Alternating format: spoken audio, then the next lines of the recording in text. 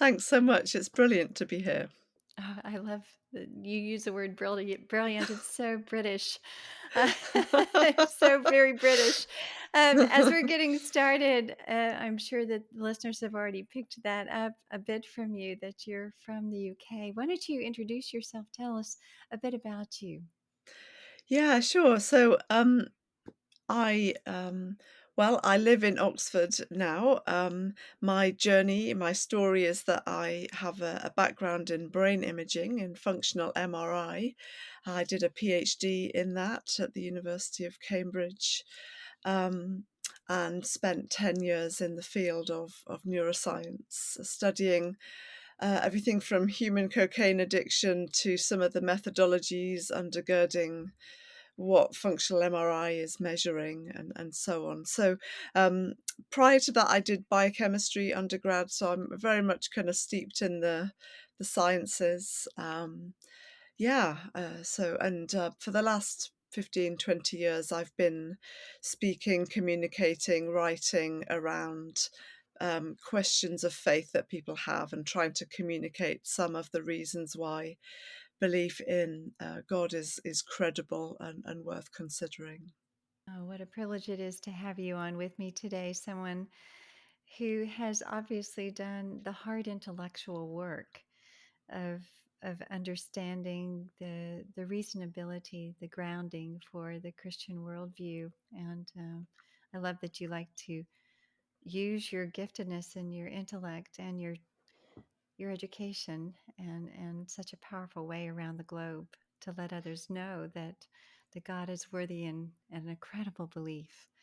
So, thanks so much for coming on with me today. And let's get started back in your story because you're here on this podcast as a former skeptic. And so I want to know where that skepticism was grounded, where it began. Where did you grow up? What was that culture like? And your family? Was God or religion or religious education or any of that part of your upbringing? I grew up in the northeast of England, which is about 250 miles north of Oxford on the east coast, not too far from the Scottish border. Um, and I would say that my background was kind of religiously neutral. I had a very loving, very kind of stable, secure childhood home. But spiritual things just weren't really talked about either way. And what that meant was there weren't any, I didn't really know anything about the Christian faith, literally didn't know anything.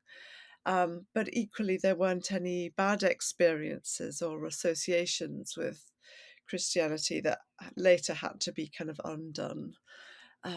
So I describe it as kind of just not really having a religious component to it at all. I mean, I remember going to Sunday school maybe a handful of times, but I always remember feeling a bit uncomfortable because I just wasn't familiar with it. I didn't have a Bible, so when they got Bibles out, that was a bit alien to me. And so it was just kind of neutral. I do remember as a child, and it's something that I talk about in my work on human consciousness, that I have I didn't mention in my introduction, but I've also written 3 books on the kinds of questions that people ask, and one of them is, "Am I just my brain?" And in there I describe sitting by a window as a bored child on a weekend one day, watching the rain splash against the window. And there are many days like that in the UK because it rains a lot here. Um, Yes. and Suddenly a series of questions came into my head. Why can I think? Why do I exist? Why am I a conscious being? It seemed like I had an awareness of my own existence, of my own consciousness. And what's interesting is I wasn't one of those kids that was asking loads of deep questions and having conversations at home. These questions just seemed to come from nowhere. And yet they were powerful and significant to the extent that I still remember them today as part of my journey. Um, So that happened around, I don't know, between 10 and 13. I can't really place it Mm. precisely.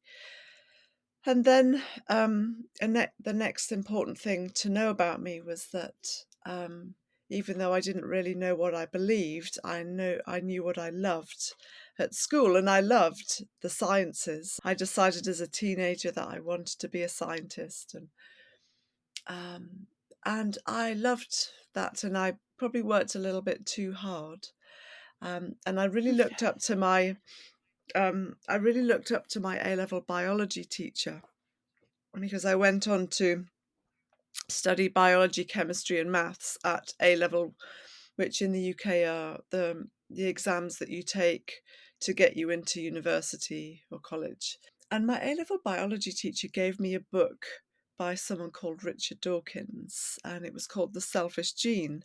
And this was just a few years after it had come out, and it was obviously doing very well at that point. And I read this book and somehow just absorbed the view that we are just gene machines, that there's just the material, and that's all that it means to be a human being, and that the purpose for our existence is really in passing on our genetic material to the next generation, and the important thing is that our genes survive and make it on and on in life. And I just absorbed this view, and that's something that's interesting to me, that I didn't wake up one day and decide I'm going to get myself a worldview or a religious belief or a perspective on the world. I just absorbed it from people around me, from books that I was given, from magazines that I read, from TV and radio, and so on. There wasn't any social media then, so I didn't have that.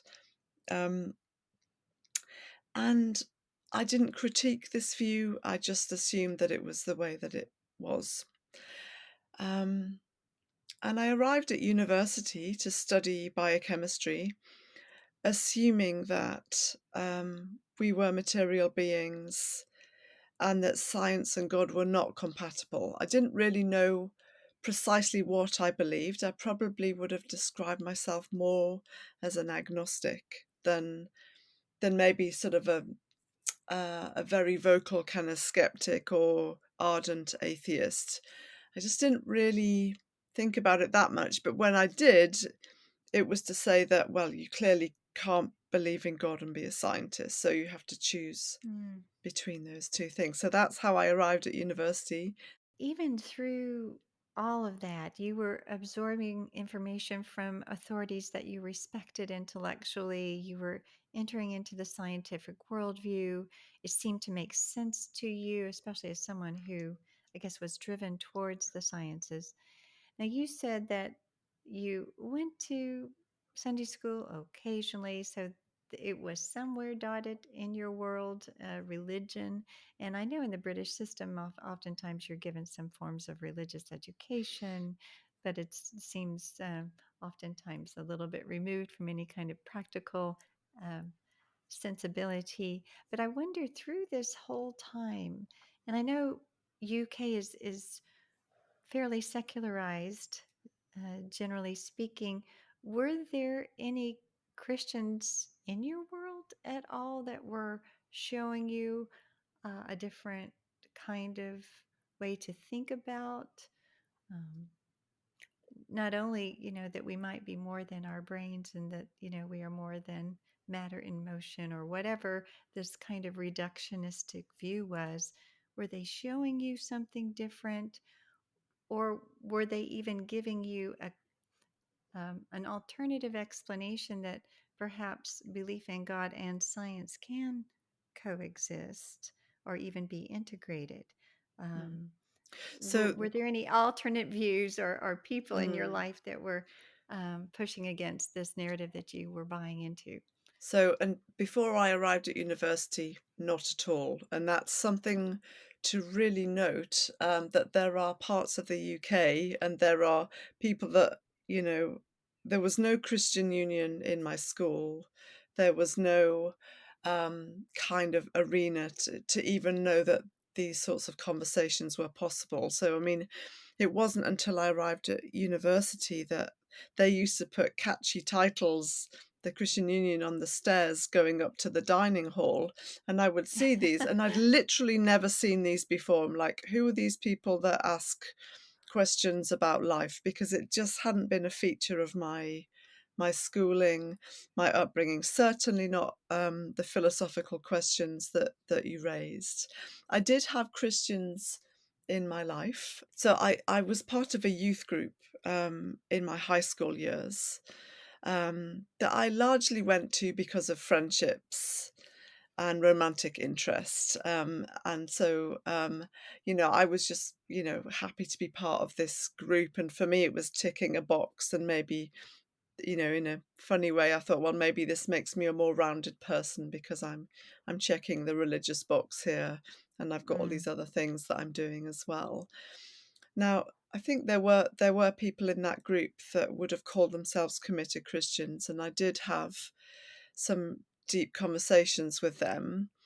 Um, and actually, I know that one of them had been, praying for me for a long time.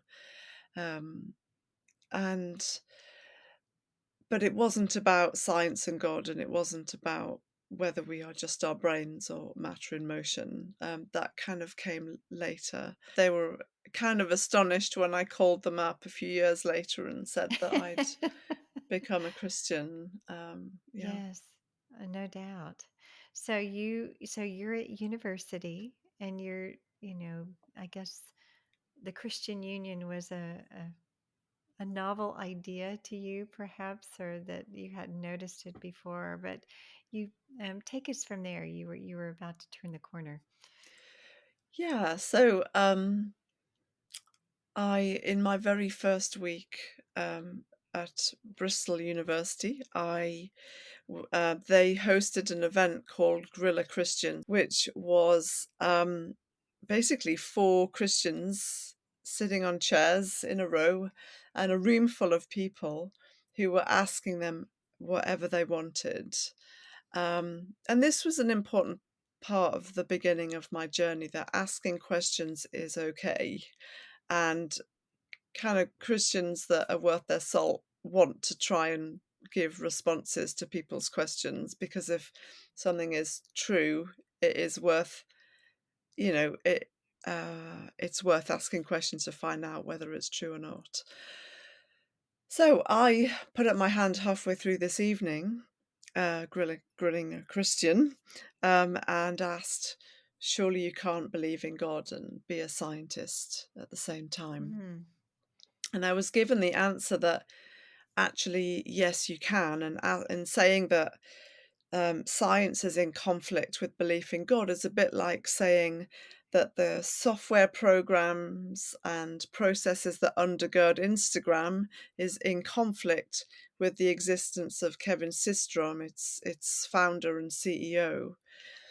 And of course, those two things are not in conflict. In fact, together they give a more complete understanding of Instagram. And if you try and understand it just with reference to the software and the processes, you end up with a diminished understanding. And it's the same with God and science. The study Mm. of the mechanisms in the natural world is not in conflict with belief in the one who set it all in motion and continues to uphold it today.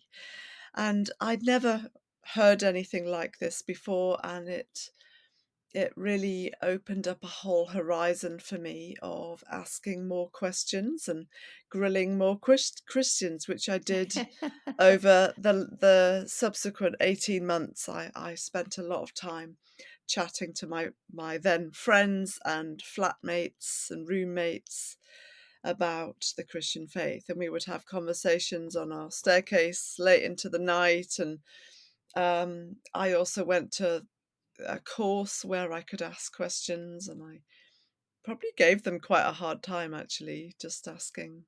But again, it was a key part of my journey that there were places for me to do that, and there were people that were willing to listen and sit with me and help me.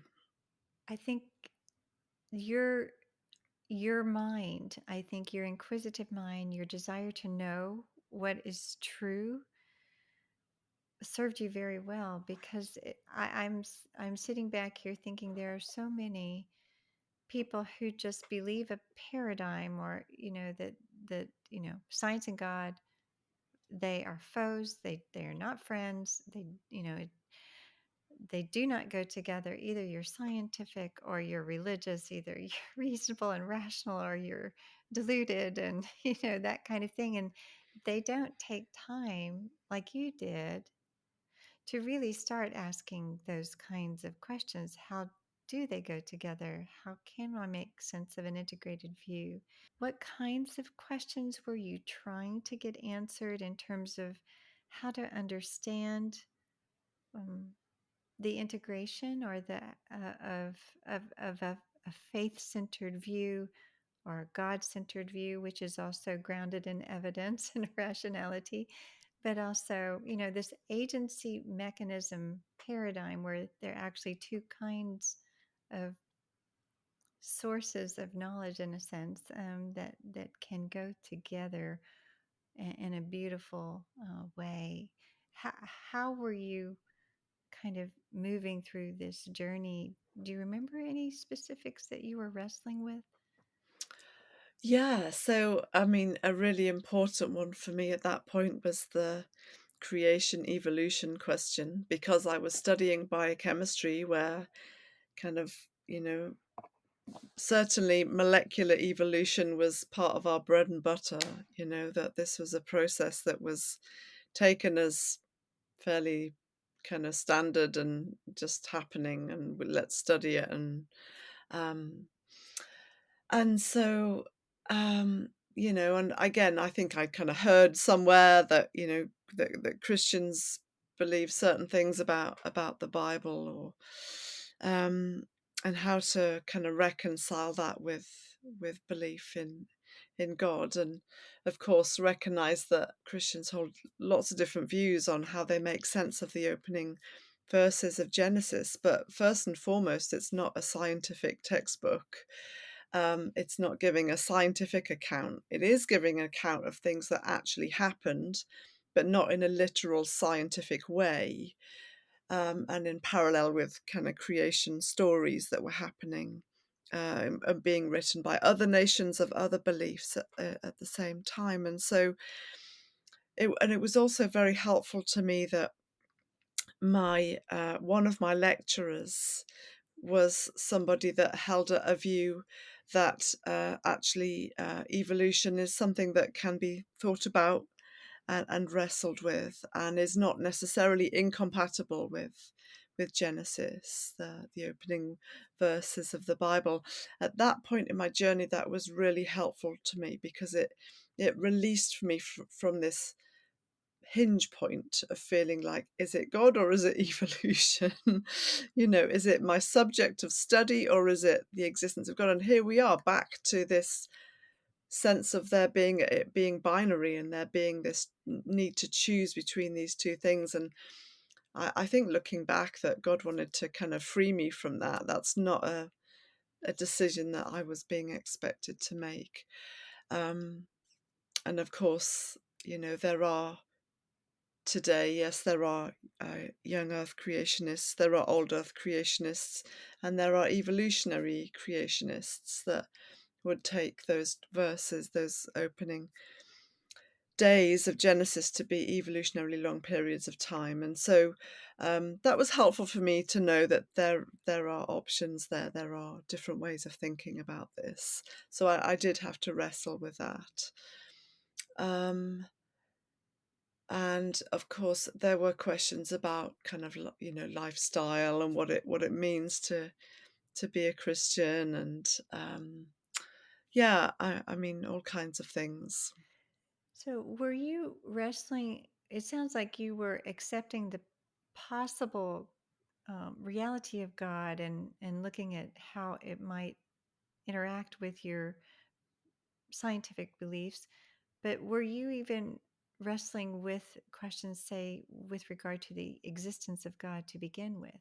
Yes, I was, and I in these courses that I was involved in, we were looking at the accounts of Jesus' life and the kinds of things that he said and did, um, and of course whether or not we could trust those documents. And I I remember reading another book that I can't even remember its title now, but showing me how I could actually trust the documents of the New Testament, of the Gospels. And if you want to throw them away as unreliable, you actually have to do that with most other, if not every other, historical document that there is about any other historical event. Such is their reliability and trustworthiness.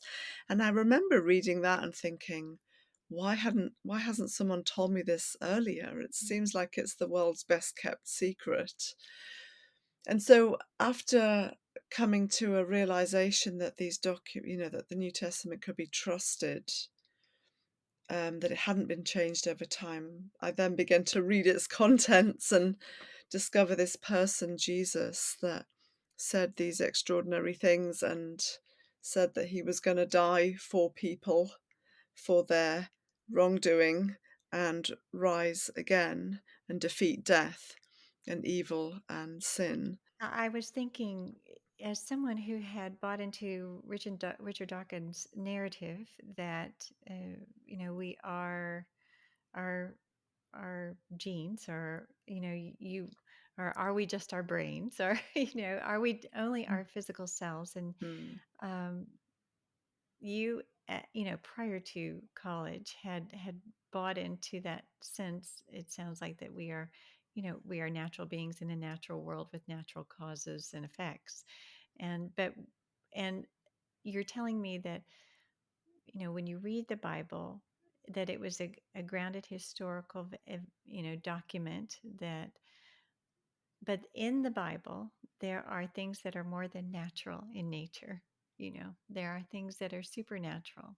There are claims, as if you just mentioned that Jesus Christ died and rose again. That's a very strong claim, of a supernatural being coming into a natural world, mm. defeating death, rising again, through a supernatural power. So, there's also that paradigm shift that had to be made, moving from a reductionistic view. It was, I guess, Yeah, too, in that, yeah. I think I would describe myself prior to arriving at university not as I wouldn't even know what the word materialist was. I don't Mm, think it was articulated that clearly in my head. I think it was just that I didn't really know what I believed, okay. which meant that probably although I held this view about science and God, it wasn't deeply researched or necessarily strongly held, but it was my thought, my Mm, loosely held belief. But I think I probably would describe myself a bit more as a bit of a blank slate rather than okay. someone that needed to switch positions from Okay. from A to B. I was more like I don't know if anyone is truly neutral, but as I try and think about, I mean, I wasn't negative that needed to go positive. I was more like zero, if you see what I mean. Yes. Which probably meant, and because as I think back on it, some people, when they looked at my journey to faith, they said it seemed to happen in a quite straightforward way. Of course, they only saw really the last couple of years of it. They didn't see the years building up. But maybe part of that is that there wasn't anything to undo. There wasn't this kind of Mm, virulent kind of opposition that I had right. intellectually committed myself to. I love, again, that you were open to the possibility. It sounded like you were making the best decisions you could based upon the information that you had, but yet when you encountered, that there was more to think about, that you were open and willing to investigate that. Mm, Um, absolutely. yeah, and I think, and again, that is so admirable in a day that sometimes people aren't as open, to say, let me take a closer look. And then it doesn't feel threatening. It sounds like it didn't feel threatening to you. It actually felt inviting to you to figure this out. Is there more? Can I make sense of this? Can I make Mm, sense of a of a God infused world where science exists within it, that it fits actually pretty Hmm. nicely. So, as you were going along and you were having these wonderful conversations and just exploring, what were you finding, or what were you deciding, or I was discovering more about the kinds of things Jesus said. I was seeing more of the lives of the Christians around me and how they were living and the difference that it made to them. Because one of the things that happened very early on was that in my hall of residence, the person living next door to me very quickly kind of owned her childhood Christian faith, if you like, and decided this was Mm. something she was gonna it was going to be part of her life, not just something that she walked away from. And then another friend became a Christian in the first year. And then I moved in with them both and another girl who was Catholic in our second year. So I was the only person who wouldn't describe themselves as a Christian in the house. And one of the things that happened for me was that Sunday evenings were really boring because they all went off to church and I stayed in the house myself. Um, and so, funnily enough, that sort of thing played a part. Um, other, it's very interesting as I reflect back on it because look, the kind of some of the other things that really impacted me were experiential. Um, so I remember going to a carol service. So we love carol services in the UK. It's something that we do around Christmas time. We have whole evenings dedicated to singing carols, which seem to have a different tune, same words, different tune to in the US. I'm not really sure what Yes. happened there, but um, anyway, my friends invited me to a carol service, and I had done a lot of music growing up. I played the violin, I played in orchestras, I'd sung in choirs, I'd sung Handel's Messiah as an agnostic. Um, Wow. Okay. and that's probably part, I wonder if that's part of it as well. Some of these words just kind of just mulling in the background in my consciousness. And so I was in this carol service and I appreciated the music, which was extremely high quality. But I was just aware that there was more going on than just music. I could see it that there's something else happening here. What is that? Mm. And of course, what I didn't realize that it's what Christians refer to as the Holy Spirit, the way in which God is present with his people today. And so that's what I was experiencing at this carol service. And so um, that was really significant for me to kind of encounter God, Mhm. which is another way of thinking about him, and it's another form of argument, if you like. And there are philosophers and talk about the argument from religious experience that if God is real, he can be known, and he can be known in a real and experiential way. And I guess that Absolutely. that happened to me as part of my journey. You were having these conversations that that made it seem as if it might be worthy of belief as true, but also experientially that God was showing himself as palpably real, Hmm. and worthy, and even probably it sounds like attractive to you in some way. I mean, when you experience the presence of God, that can be almost an overwhelming thing that draws you closer towards belief. So walk us on from there then. A key moment, again, another key moment for me was that my friends, my flatmates, had invited me to join them at church for their service. Um, and I said to them, I'm not going to come to the service because I've got an essay to write. So I'm going to stay home and write the essay, but I will come and join you for your student group that meets after the service, because I knew that that's what they did. Um, and so they went off to church. I stayed home and wrote a biochemistry essay. And then I jumped on my bike and I cycled to their church to join their student group. And it's kind of bizarre looking back on it, because who does that? Um, and there was a sense when I was getting on that, I think that might be the moment that I made my decision. I mean, I think there were a series of moments, but this was a significant one, that, and I had a sense that I wasn't just cycling from A to B, I was actually going home. There was something Mm. about what I was doing. I was actually going home to my Heavenly Father, into a relationship with Him, a friendship with Him. And so it was kind of this momentous thing. And it was also not that just that I was choosing, but that I was being drawn in. Both were happening. It wasn't one or the other, but I was choosing and I was being drawn in. And so, and then I began to, so that was that moment on that day. And after that, I began to begin to read the Bible with someone from this church. And they helped me walk through some early stages of what it meant to be a Christian, and what exactly Jesus had done on the cross by dying and rising again. That and a key verse for me. I mean, I was really a workaholic. I really got very stressed, and but Psalm 27 carried me through. The Lord is my light and my salvation. Whom shall I fear?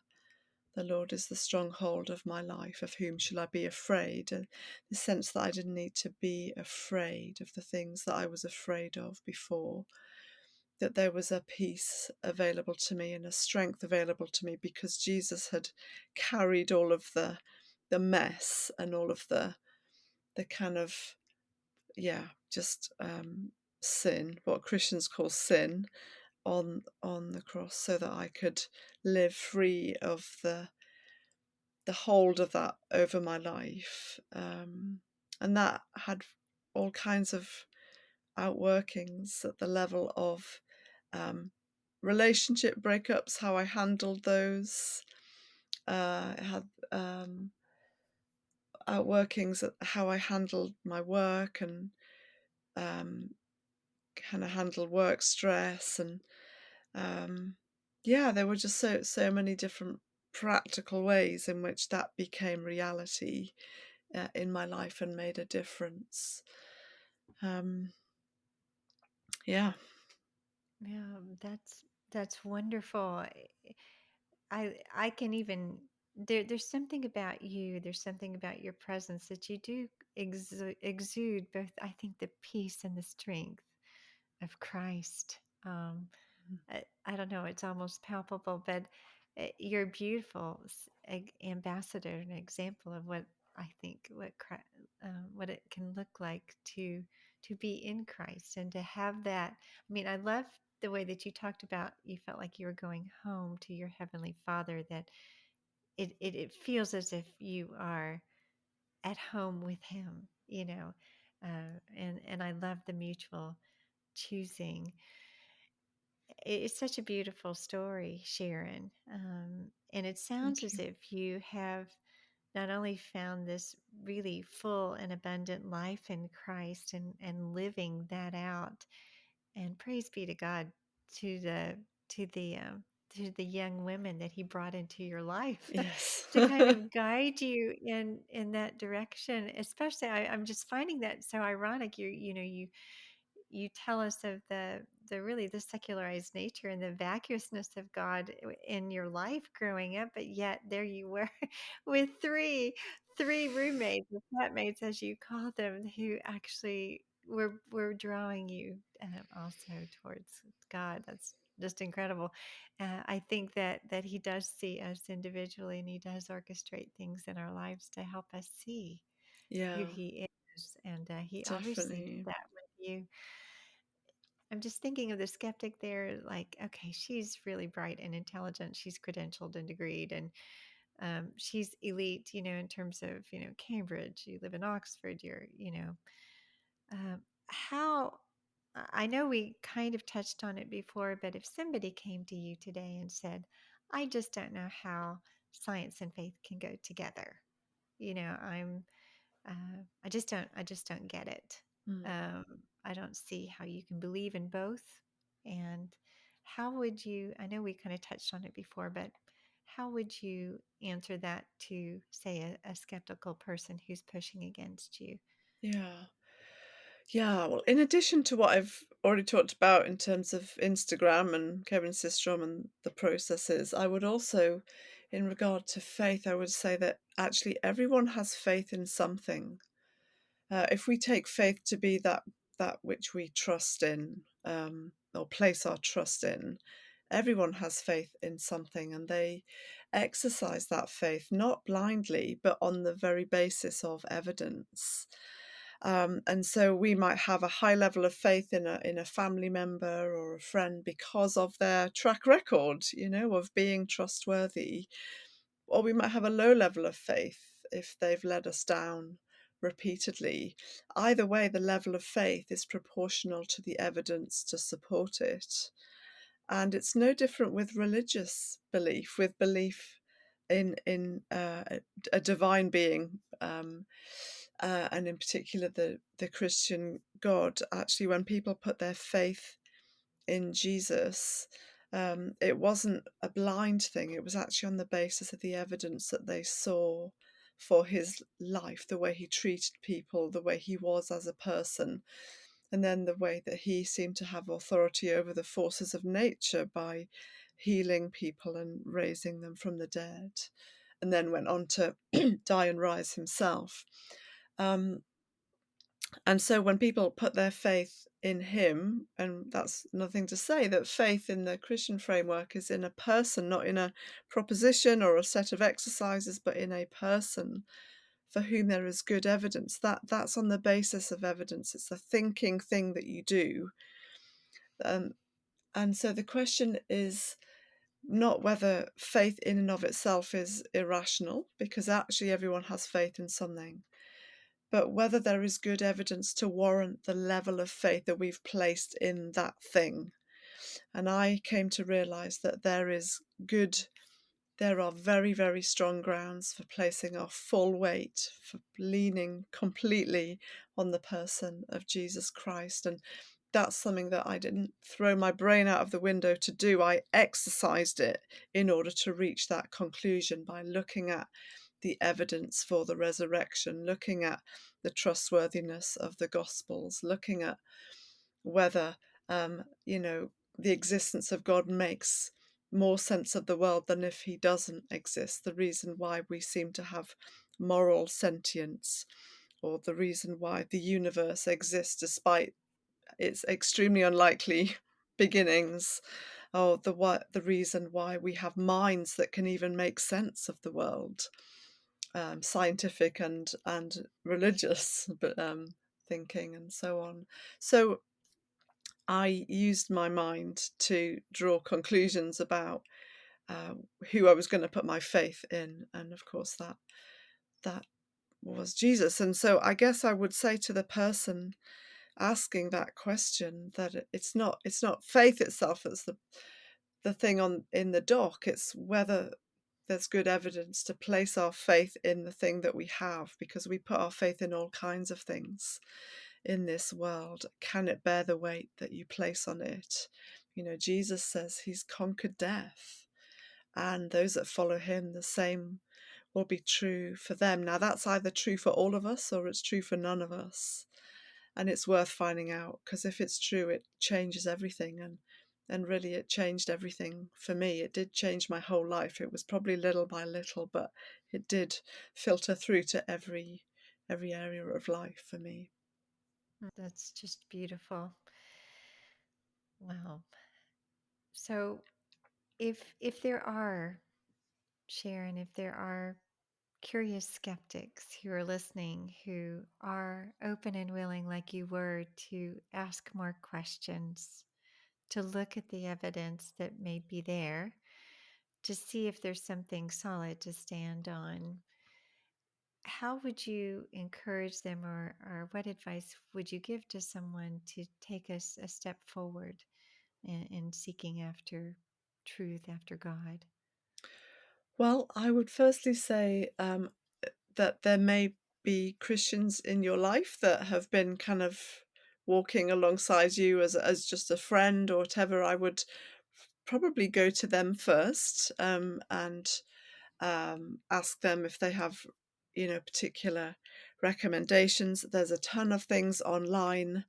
There are all kinds of really helpful materials online. There's at the Oxford Centre for Christian Apologetics with lots of different material. I know there's the C.S. Lewis Institute, where you're based, Jana, and there are things like Sean McDowell's podcast. There's also Premier Unbelievable in the UK. I mean, there are so many different ministries who have content online that can be easily accessed. There are books as well. I'm sure that there are lots that you recommend. Somebody that I probably would recommend is Simon Edwards has a book called The Sanity of Belief. And that's Mm, actually a book that he wrote to his 14-year-old self when he was more skeptical about the world as well. So I don't know if that would be a good starting point. I have a book called Am I Just My Brain? If that's something that is a question for you. And there are John Lennox has got all kinds of helpful books. Can Science Explain Everything? Um, and many others. yeah. Yeah, so there are lots of resources, and I'm sure they could get in touch with you or me. I have a website, dirckx.org, dirckx.org, and there's a way to contact me through that. And I'm sure, Jana, you have ways of doing that as well. Yes, yes, absolutely. Thank you for making yourself available and for those excellent resources that you've already mentioned. I think, like you say, too, just talking with or finding a Christian nearby, someone who is actually solid and authentic in their faith and understands why they believe what they believe. A good Yeah, place to start. yeah. So, for those of us as Christians who really do want to make a difference in the lives of those, who do want to walk alongside those who are asking questions or whatever. Or you had mentioned too earlier in your story that you encountered some Christians that seemed to be living out their faith in an authentic way that was winsome and attractive. I wondered how you could commend us as Christians to live, to be, to engage with those who Mm, are questioning perhaps or just don't believe. yeah. I think that I would say that it's really important to um, be aware of the kinds of questions that our friends are asking and to equip ourselves. There are resources that we can go to that give us a bit of a grounding in terms of how we might respond to those, and being mindful that, and you mentioned already, the UK is really quite secular.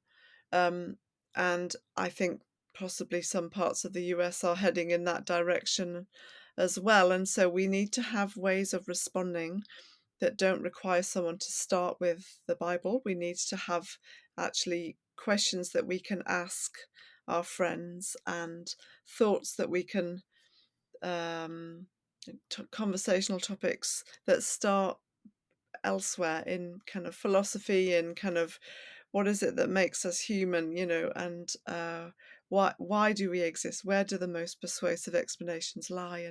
And actually be comfortable with a level of conversation in that arena before we may even get to um, the person of Jesus, although that is ultimately where we do want to get to. And so a little bit of equipping of ourselves, and also learning to ask good questions. I think we've tended to have to give monologues, but actually we need to learn to have dialogue, and that requires asking good questions and learning about the person and having a conversation. And Jesus was brilliant at this. He asked a lot of questions, even when he was given an open door to give, a standard kind of answer, he didn't necessarily give that. He asked a question, and that in doing so, that opened up a whole part of someone's heart in terms of where they're at. So learn to ask good questions, and then finally pray. Prayer changes lives. Prayer changes the world. I believe I became a Christian partly because people were praying for me, and I don't quite understand how prayer works, but I believe it is powerful and effective, and so be faithful in prayer as well. Mm, yeah, that's wonderful. Again, so solid and so real. I think just listening, being there, being ready, to ask, to know the kind of questions to ask, um, when you've heard from the other, to know how to guide them in the right way. But prayer, yes, I mean, this is ultimately the Lord's work, and you've done a beautiful job of showing how He drew you to Himself, through prayer, through so many experiences and conversations. When I think of your story,